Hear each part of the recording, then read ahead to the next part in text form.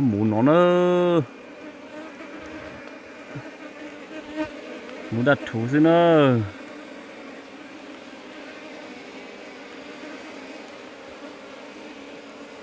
nó không bao giờ mê chứ nữa, nó nữa đặt thú,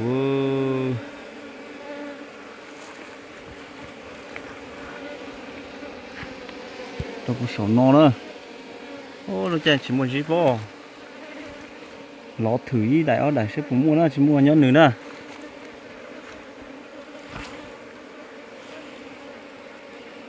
còn nhỏ chứ.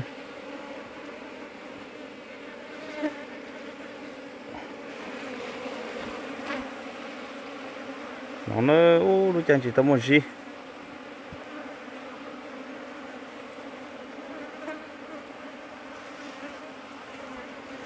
thú chứ nào đó gì tao một gì à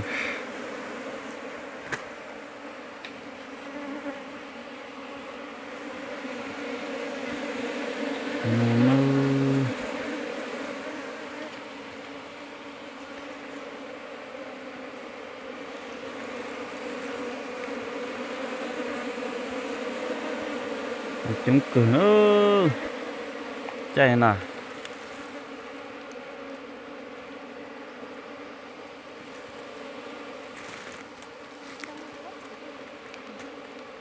tao mua gì nữa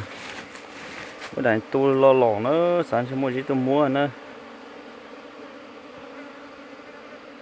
chỉ mua gì chỉ mất xỉ cho chuột gì mà tôi mua nè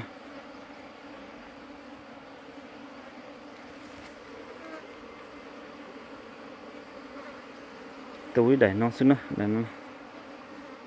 mình nhủa xuống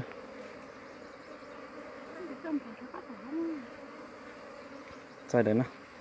mình cho chăm sóc nhớ hồ non ơi thì cho cái mũ gen bò đó nè luôn bò đó nè ô thằng gen là mềm mềm chứ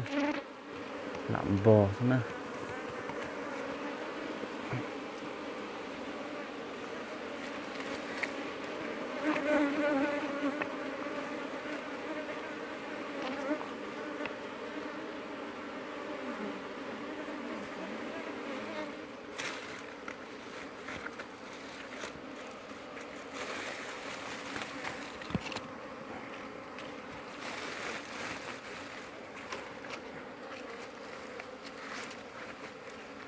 xì là xin ơi